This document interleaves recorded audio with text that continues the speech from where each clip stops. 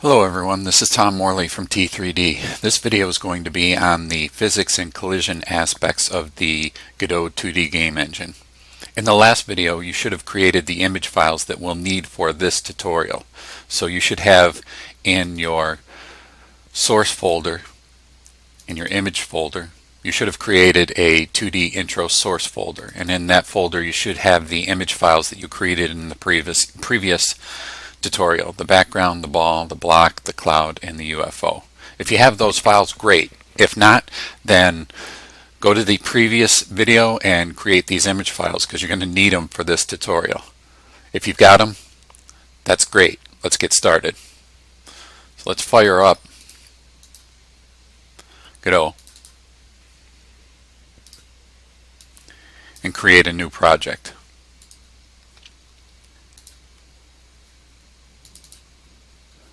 Create a new folder called PCE. Click OK. Click Open. The default project name is great. Now let's fire it up. It'll default to the 3D tab. We will be working in the 2D environment for this tutorial. Use the mouse button to size my window down a little bit more, or game area.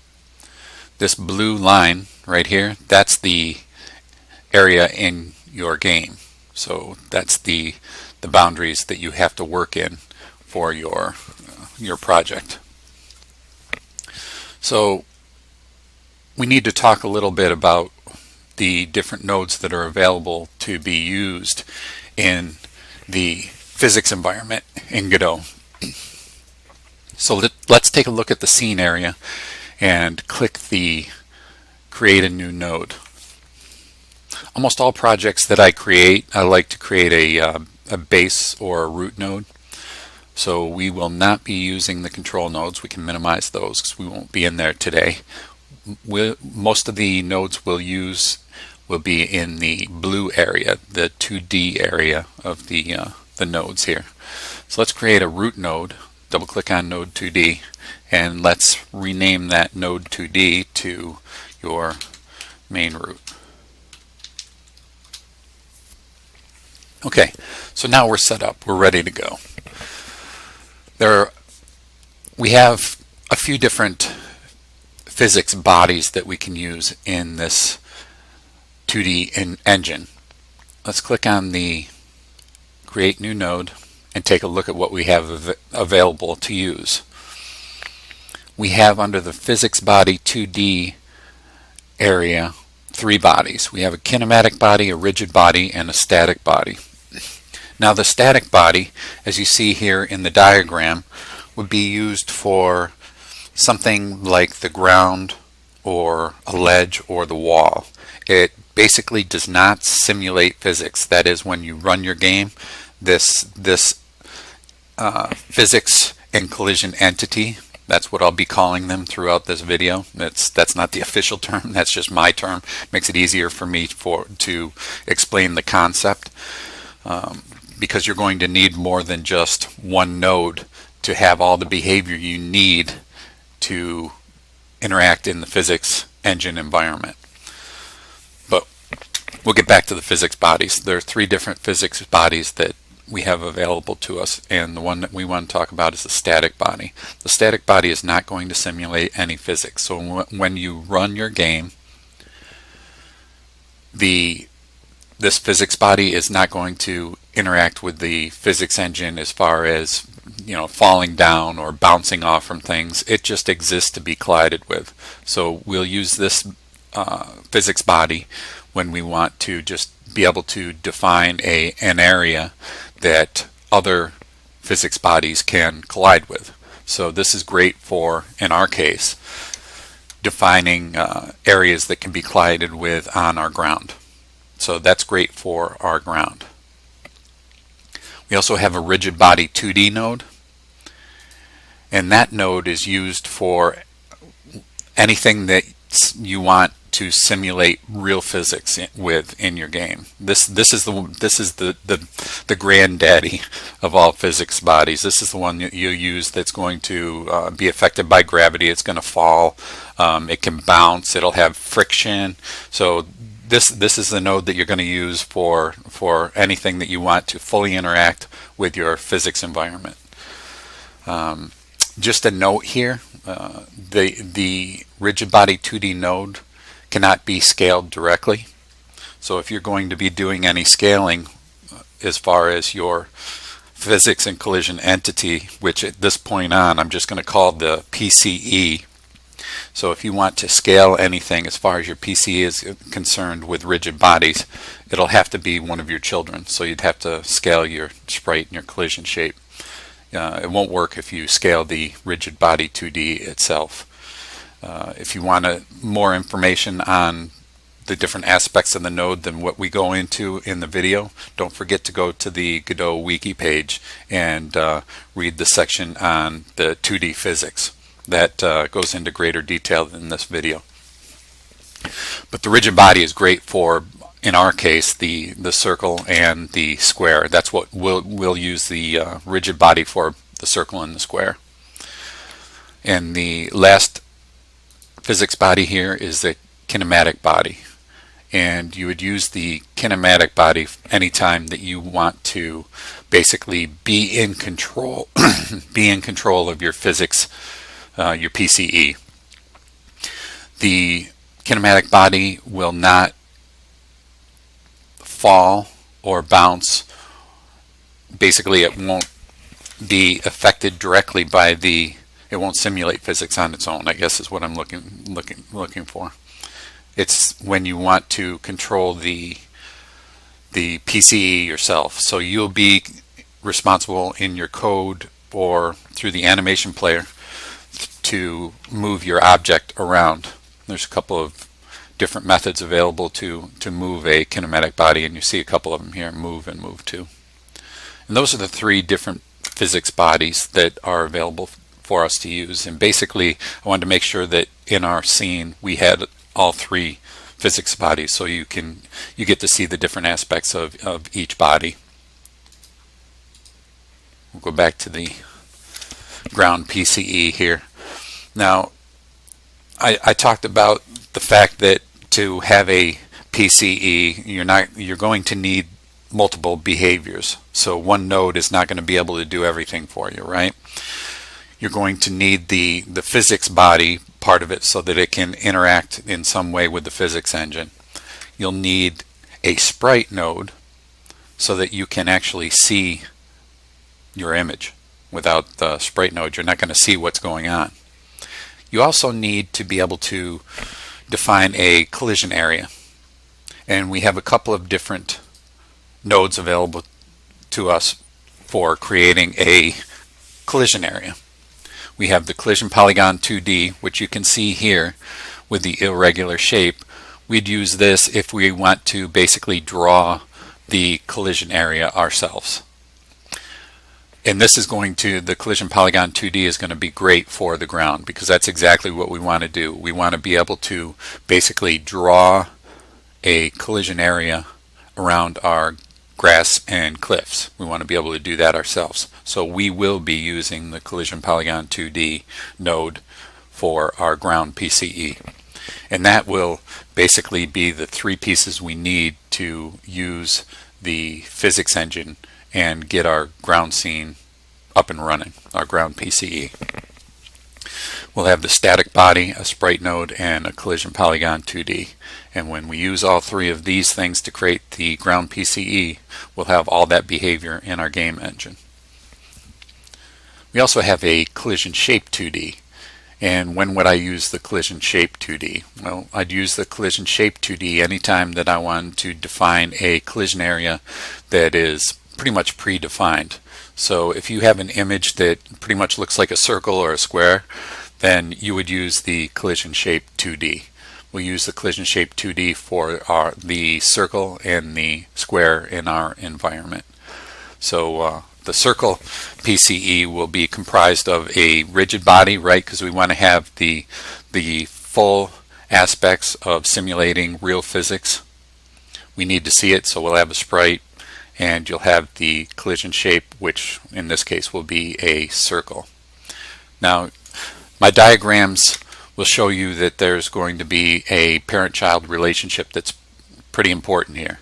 Of course, we've got our main root node, right, that we created here. But the next thing we'll need to do is create a child off from our main root, like in this case the rigid body. And then the sprite will be a child of rigid body, and the collision shape 2D needs to be a child of rigid body. That relationship is very important. You're not going to get the behavior that you're expecting if you don't have the collision shape a direct child of rigid body 2D. And you can see here that both of these two nodes are direct children of the rigid body 2D. So let's go back in here and look at the last piece that we had, and that would be the UFO PCE. We know that we're going to use the kinematic body for the physics body, right? Because we're going to control the UFO ourselves. When we press on the left, right, up and down keys, let's say we want the UFO to move, but we want to create the code to actually make the UFO move. We need to see it, and because the shape of this image is irregular, we want to be able to draw collision polygon 2D, right? We want to be able to draw around the UFO to define our collision area. And these three nodes will be necessary to create our UFO PCE so that we get all of the behavior we need in our our game. So having said that, there's the concept, right? Here's the concept. What's it look like when I start creating it over here in the game engine itself? Let's do the ground PCE first, right? We've got the main root, so we need to make sure that the main root is selected so that when we generate a new node, it's a direct child of that main root. So we'll click on Create New Node. We'll grab the static body. Let's rename this to BG, background static body 2D. We need to actually see the image on the screen. So let's make sure in this case the sprite is going to be a child of our static body 2D. So make sure that your static body 2D is selected. And click Generate New Node. It's going to be a Sprite node. So let's scroll down to Sprite, double click on the Sprite node. Let's rename that to background sprite. So the Sprite node has some different aspects that are available to us in the inspector section. One of those items that are available is the texture. So if we click the down arrow, this is where we can load a texture. But when we click on the load arrow, we'll see that it defaults to our project file. And we can see the default icon, but we don't see anything else. And that's because we haven't imported any files that we need in, and we need to import them so that we can use them in this environment. So let's cancel out of this and actually import all the files that we need. So click on the Import tab, click on 2D Texture, click on Source Textures, and now you can double click and move up a folder, move up another folder, in my case to the source folder, then the image folder, and there's the 2D intro source folder that contains all the images that we want to import into our project. Click on your background image and then click on your last image in the folder and click on Open. For target path, we need to click on that to open it, and it will open in our default project location, the PCE folder. So make sure that it's highlighted, and let's create a new folder to hold our images, and we'll call that image. If I get to the right place here.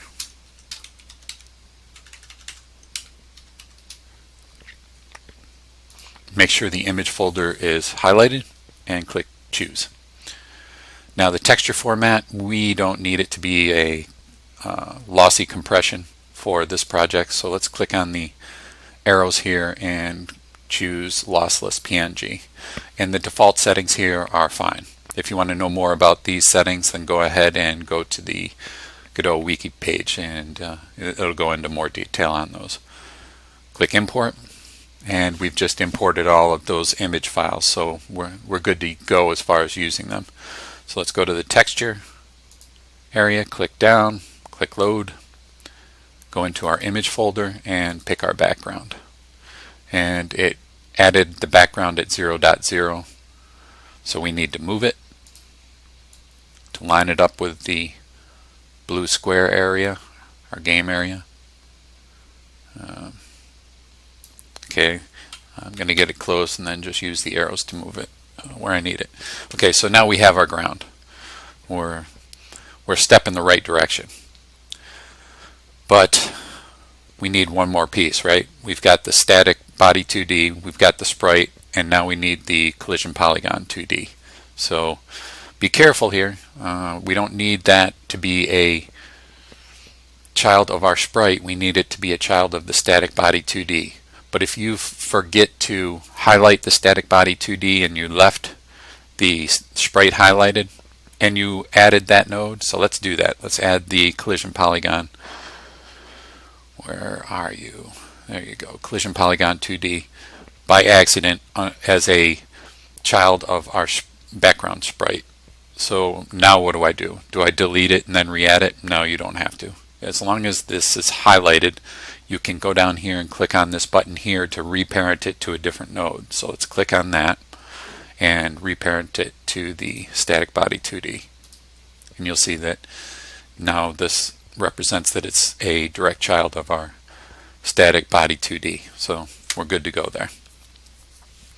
When we highlight the collision polygon 2D, you'll see a couple of buttons up here that weren't there before.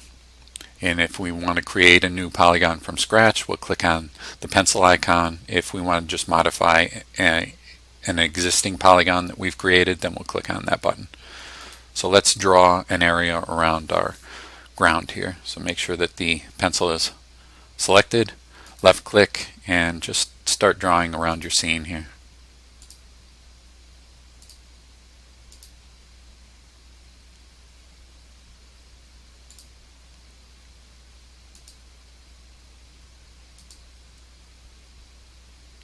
Let's go down a little bit past the screen area, and we'll go up.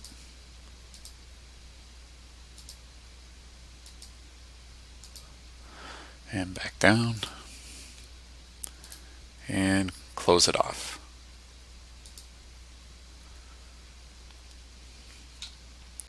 Okay, and it looks a little strange, and that's because I've made a mistake and I moved the sprite down to this location. I should have moved the static body down to that location. You see that the collision area here is in line with the static body, but our sprite is not. So let's highlight the sprite and go to position here and move it back to its 0.0 location. There you go. Because we need both the sprite and the collision polygon 2D to both have a position of 0.0, because that's where our static body is. Our static body is at 0.0.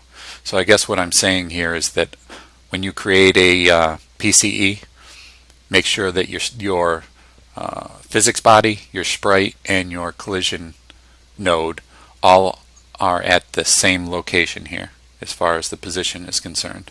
And then when you move your PCE, move it by the physics body. So now click on physics body and move it back down to where you want it.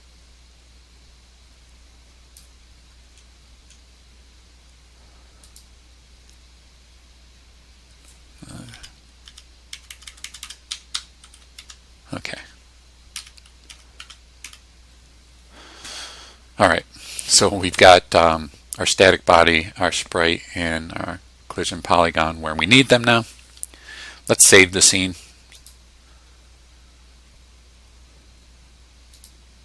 Let's save the scene as PCE.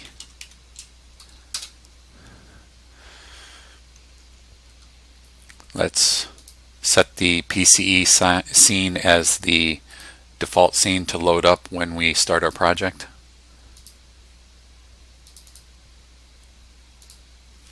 Okay, and we're good to go. Now let's just check it and make sure that it does what we expect it to do. Yeah, so yes, it looks like we're good to go here. The next thing I want to add is the cloud. So the cloud isn't going to be part of our physics environment, so we don't need to create a PC for the cloud. We just need a Sprite node so that we can actually see the cloud in our scene. So let's make sure the main root is highlighted and add a sprite.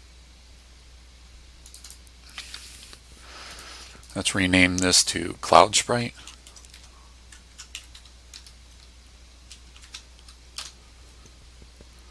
And let's go down to the inspector, click on texture, and load the cloud.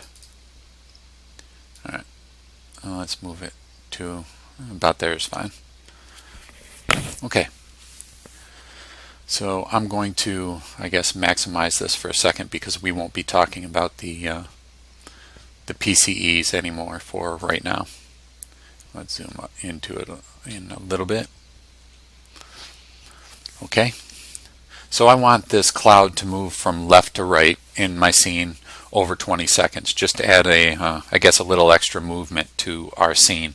There's a couple of different ways you could do that. You could create a script and you could write the code to make that move from left to right, or you could use the aspects of the game engine itself. The game engine has an animation player, and the animation player will be great for just making this cloud move from here to there over 20 seconds. So let's expose the behavior of the animation player by adding it as a node.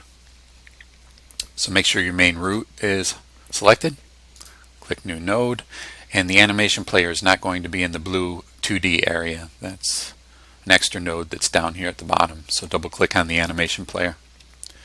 And let's use these arrows to move the animation player up the structure in our hierarchy. Let's just move that up to so that it's underneath our main root. I just like to see it there rather than down at the bottom. So when the animation player is selected, you'll see that you've got a new window that popped up down here, and that's the animation player window. So if I want to create a new animation, I'll be using that section. This little pencil icon here is where you open the animation editor. That'll actually open the timeline part of the window and allow us to modify our keys. So just like the icon here is used for creating new nodes, the icon down here is used for creating new animations. So we want to create a new one, so we'll click on that. Let's just name it Cloud. It's going to be our cloud animation. And by default, it sets itself up for about a 1 second animation, but we want this to be about 20 seconds from here to there. So let's change the length to 20. And let's create a beginning keyframe at frame 0. Now that you have the animation player, you see that there are a bunch of keys here. And these keys, basically anything you see on in the inspector window that has a key is animatable. So that's pretty cool. So let's click on the static body of our cloud, or no, sorry, not the static body. Let's click on the cloud sprite. That's what we want to change. And let's look at the transform section of the cloud. And we want to basically create a keyframe for the position here. So click on this key, asks us if we want to create a new track and a key, and click on create. You'll see a little little blue dot for our keyframe has been created in our timeline. So now we want to go to frame 20, which you can slide over to frame 20 and click it, and that's one way to get to frame 20. Or you can come down here and you can click in this box and type in the key or the frame you'd like to go to and press enter, and it'll bring you right to that part of the timeline. So let's create a keyframe at frame 20, or not frame, but at 20 in our timeline. Click new, and it creates a new keyframe. So now if I click on play animation, I should see the cloud go from left to right if I did everything right. And it doesn't. Oh, okay. Let's go to frame 20 again, and let's actually move the cloud and create a keyframe. Okay. Now, when I click on the play button, when I actually move it and then create a keyframe, it actually works. Wow, amazing. Okay, so that's exactly what I wanted to do. But let's see. I'm going to click stop here to stop the animation, and let's play our scene and see what happens. The cloud just sits there, and that's because I didn't tell the Godot engine to automatically play this animation when I start my scene. So if you want it to automatically play, you need to click on this button right here, auto play on load. So click that so that it's selected. Then when you run your project, you'll actually see the cloud start to move left to right, and that's perfect. That's exactly what we need. So let's close that. Now if you want to grab that real estate back, then all you need to do is hit this X button to close the animation player window. And if you want it back, all you have to do is click on the animation player, and that window will pop back up again so that you can use it again. Go ahead and close that. I'm going to move this over again because we need to talk about the PCE parts of it again. Let me do a little resizing here. Get everything lined up. Okay. So we have our background. We have a nice cloud kind of moseying across the screen here. So we're on our way. Make sure your main route is selected up here, and let's move on to the next PCE here. That's the circle PCE. What do we need for the circle PCE? Well, we talked about the physics body for this PCE, right?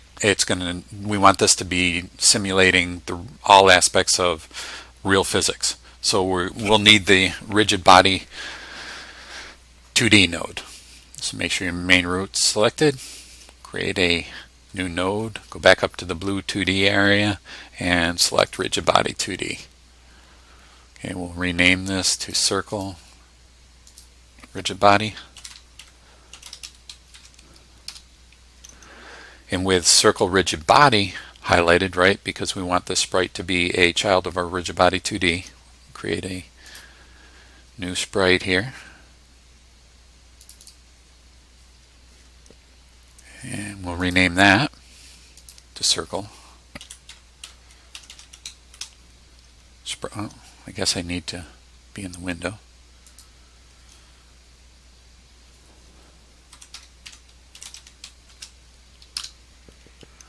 And we need to see our circle, right? So let's load it up.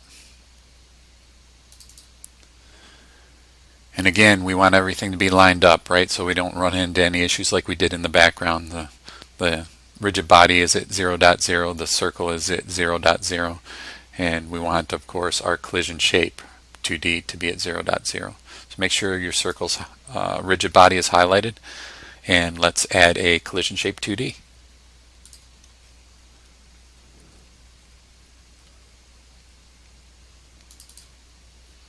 All right. So how do I define this circle that's down here? Now I've got the collision shape 2D node highlighted here, and I go down to the inspector window, and here's where you can add your shapes. Right now it says null, so we don't have any. But click on the down arrow, and let's click on circle shape 2D. And you'll see that it created a small little collision area here. So we need to size that area up a little bit. And you might be tempted to use the scale for the node right here, but you don't want to do that because that'll kind of mess things up. You need to change the size of the collision area in here. Click this little right arrow button, and then when you go into that section, you'll have a radius, and you can size up the collision area here. So let's try, I think it's 35. Let's do 36. You want to make it basically so that it's going to touch the outside of your image. Let's get a little, yeah, that'll work. 36 is fine for this. Yours might be a little different, depends on how big you created your image, how large you made your image. Okay, let's scroll that down, get back to here. Let's click on the scene button, and so we have our circle rigid body, circle sprite, and our collision shape. So let's rename that so that they all say circle. Okay, so we have our circle PCE now, right? So now we need to move this, I guess, over in the scene a little bit. Let's make sure that the rigid body is highlighted because we want to move these as an entity. Make sure your move button is highlighted here, and let's move that over here. And let's actually see physics at work, because right now I expect this to collide with the ground and kind of move around. So let's click the play button, see what happens. So it falls, hits the ground, and starts rolling. So yeah, things are looking pretty good so far. So far things are exactly the way we expect them to be. So let's close that. Now I didn't make a slide for the square PCE because the square PCE is going to be just like the circle PCE. So let's create the square PCE. Make sure your main root is selected, right? Main root. We need to create a new rigid body 2D. Let's name that square.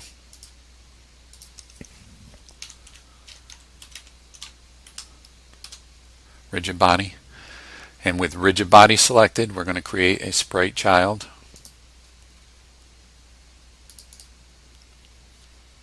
Rename that to square.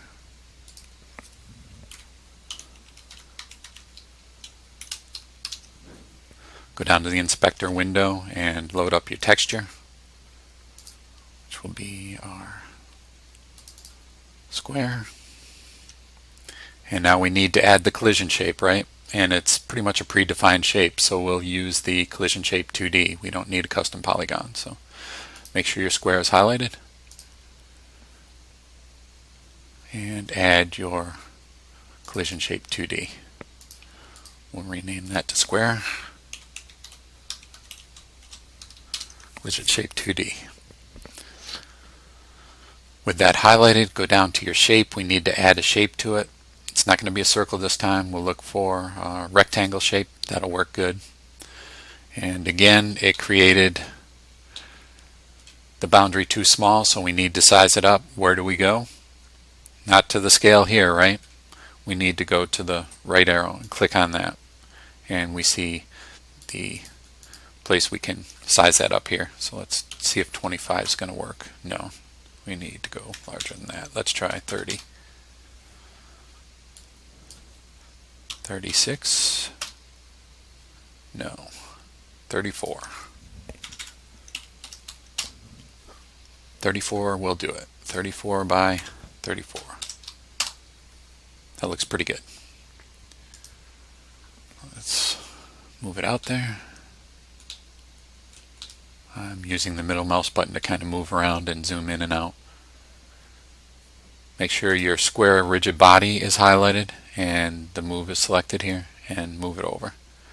Let's just do a quick check on this one. Let's play the scene. Yep, it's working. So that's good. Alright. So now the last piece of this tutorial will be the UFO PCE. And we know that the UFO is going to be a Kinematic Body 2D node. Why is that? Because we want the UFO to be user controlled. So when we press the left, down, up, right keys, it'll move. But we want to control that as the programmer. So Kinematic Body 2D is Sprite Node, and irregular shape, we use the Collision Polygon 2D to draw our own collision area, right? So let's create that one. Main root, create node, Kinematic Body, rename it, UFO.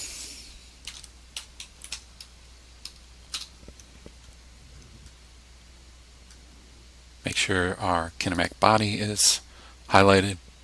Create a new node. We need to see it. We need a sprite.